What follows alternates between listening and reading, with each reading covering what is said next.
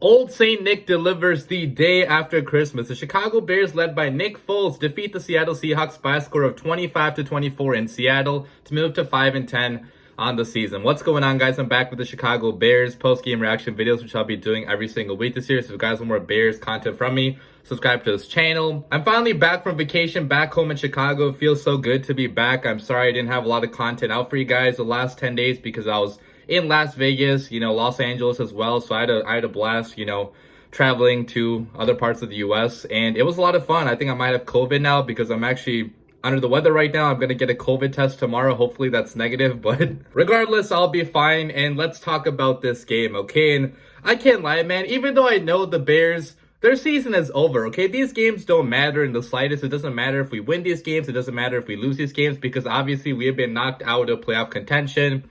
A lot of people on the roster are not going to be here next year. Matt Nagy is most likely, not most likely, I think most definitely not going to be here next year. Maybe Ryan Pace as well. There's going to be a lot of change on the Bears team from this year to next. So, obviously this win doesn't mean that much, but as a fan of this team, man, I got so freaking hyped to see Nick Foles, okay, our third string quarterback, go out there and get a comeback win on the road against the Seattle Seahawks. And my God, the ending of that game was literally insane, okay? To score 11 points in the fourth quarter, to also go for 2 after that touchdown pass to, Jimmy Graham, to get that insane one-handed catch, which I still don't understand. How did Damiere Byrd come down with that catch? Okay, he was only using one hand for the majority of that catch. He had no space in the back of the end zone. He was getting pushed out by, seemed like 3 guys on Seattle, and somehow Damiere Byrd still caught that ball. What an insane effort, man, by Damiere Byrd. Shout out to this guy because he's definitely the reason why we won this. Okay, not the only reason, but one of the bigger reasons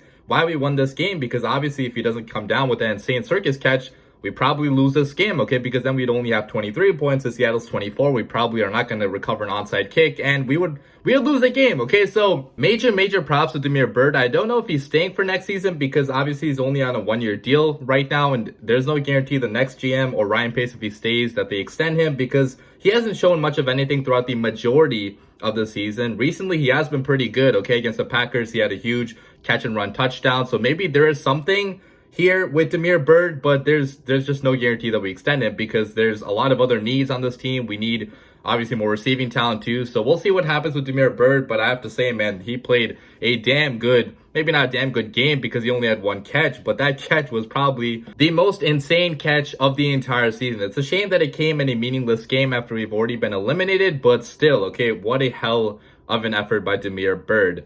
Talking about Jimmy Graham then, man, I also have to say good things about him, okay? He had 2 receptions for 30 yards, but that touchdown was also a very impressive touchdown catch. It was on 3rd and long, I believe, and there was, there's a safety right there. There's a corner coming close in, closing on the ball as well. So, Jimmy Graham had to kind of box out and go up and get that ball, and that's exactly what he did, okay? He used his large body, his large frame to go up and get that ball. I wish we did more of that throughout the season. It's a shame that we didn't, and he's probably not coming back for next year, obviously, right? Because he's also getting older. He's going to be, 35 or something next year, so he's getting pretty up there in age. He's not part of the Bears' future, but hey, what an insane catch, okay? I got pretty happy to see that. So obviously, man, that last touchdown drive was pretty exciting. We also had 2 other touchdown drives in this game, which is also surprising, okay? We actually had 3 touchdowns in this game. The Bears rarely do that. Granted, it came against the worst defense in the NFL probably, but still, okay, it was nice seeing us score points. We had a drive where David Montgomery finally got in for the touchdown. We also had I think it was an 80-yard drive where Khalil Herbert got in for the 20-yard run. There was phenomenal blocking on that play from our entire offensive line. Larry Borum at left tackle, he laid out a pretty nice block on the outside. Khalil Herbert,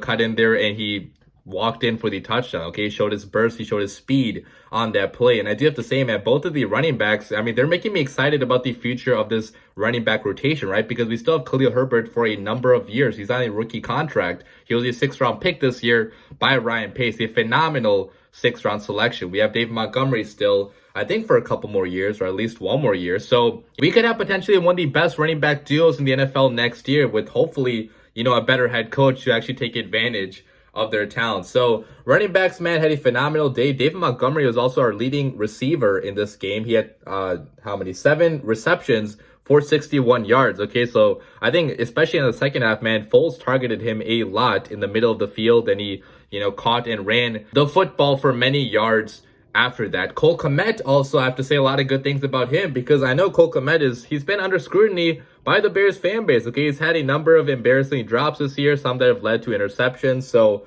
a lot of the Bears fan base hates on Cole Kmet, but this kid, he played a pretty nice game today. Okay, he had 4 receptions for 49 yards. He had a reception in the second half where he caught the football, rumbled forward for a few extra yards, and he showed some pretty nice fight and heart out there. Now, Cole Kmet, granted, still has a long ways to go before being viewed as one of the better tight ends in the league, and I'm still not sure if he's a part of the Bears' future long term. But as a blocking tight end, as a guy that can catch and run and, rumble forward for some few extra yards after contact, like, he could be that guy if he develops to his full potential. Don't know if that's going to happen, but today was a pretty good game by Cole Kmet. So our playmakers made a lot of plays today. We also had Darnell Mooney, breaking a crazy amount of tackles in the second half. He had one catch where he broke free from like 5 or 6, it seemed like, Seattle Seahawks defenders, and still went forward for a few extra yards after contact. He finished with 5 receptions for 57 yards. Rookie Daz Newsome also converted a big third down. He got a few extra yards after catching the ball. So top to bottom, man, a great game for the most part by our playmakers. They usually have not shown this same effort throughout the season, but they definitely did today. Talking about the quarterback, though, Nick Foles. What a game, man. What a game. He finished with 250 passing yards, 1 passing touchdown, 0 interceptions, which is pretty big, okay, to not turn the ball over, and obviously a passer rating of 98.5.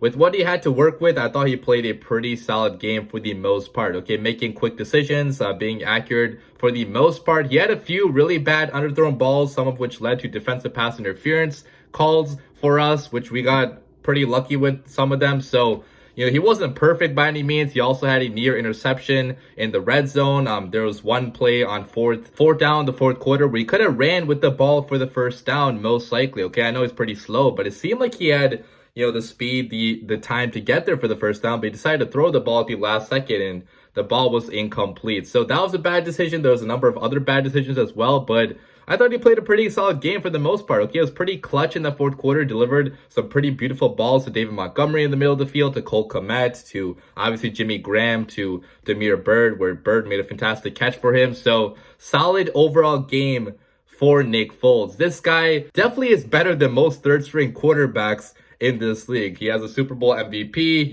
We all know what he did with the Eagles. So I think that next year he should be our backup, probably, because, Andy Dalton is not under contract for next year. Nick Foles is under contract. So having Foles as a backup, it could be pretty good for Justin Fields and his development, for the Bears as well, if Foles has to, fill in for Fields. Because I feel like he's one of the higher end backups in the league. And you don't need 2 of them, okay? You don't need both Andy Dalton and Nick Foles backing up Justin Fields. Just one of them is okay, and that guy probably is going to be Foles moving forward, because he's actually under contract. So we weren't perfect on offense. We scored 25 against one of the worst defenses in the NFL. A better team probably would have scored 30 or 40, but hey, they did just enough to win this game. So hats off to them. Talking about the defense, and I won't talk too much about them because I mainly just want to focus in on a couple players in particular. First of all, Robert Quinn getting his 17th sack on the season. That is absolutely freaking insane. Okay, the entire Bears fan base hated on this guy last year, including me, and he shut all of us up. Okay, having a 17 sack season, providing some pressure on Russell Wilson in this game, and just being a monster this entire year. Like, I can't say any bad things about Robert Quinn. He helped us win this game. It probably is going to break the Bears single season sack record, which Richard Dent has at 17.5. Amazing game by Robert Quinn. I also want to talk about rookie Thomas Graham, because he got beat early in this game by DK Metcalf. He was pressing DK Metcalf, which that's kind of a questionable play call by Sean Desai, not giving him any safety help. Okay, Thomas Graham is a pretty small corner, and DK Metcalf is like 10 times bigger than him, okay? And Thomas Graham was trying to press him. He got beat, obviously, with the physicality, and DK Metcalf waltzed in for the touchdown. So obviously he got beat there, and a lot of Bears fans were kind of concerned. But for the rest of the game, man, Thomas Graham played a pretty good game. He had a couple slip-ups, obviously, but he is a rookie starting his second game ever, so you can expect those. And the Seattle Seahawks do have some pretty nice receivers, so it's not an easy task whatsoever going up against these receivers. But Thomas Graham, I feel like, especially in that second half, he balled out. Okay, he had one pass breakup, 3 tackles, and he flashed his physicality in that second half, because our defense didn't allow a lot of points in the second half, guys. We only allowed 7 in the second half after allowing 17 in the first half. So remarkable adjustments by Sean Desai, but also remarkable play by Thomas Graham in the second half. I truly feel like he could be our corner for the next couple years, potentially. He has that potential to be a nice zone corner, kind of like Kyle Fuller, and hopefully he continues showing us his potential in the remaining games this year. But that's pretty much all I want to say about this game. Now, long-term, this doesn't change anything whatsoever. Matt Nagy still needs to be fired. We still need a lot of people to be fired on this Bears team, because we still aren't a good enough football team, okay? We're 5-10 right now. Like, that's freaking embarrassing, and change still needs to happen. But hey, it's a day after Christmas, so I'm going to enjoy this victory, guys, and you guys should as well. We have a lot of young studs on this team that going forward could be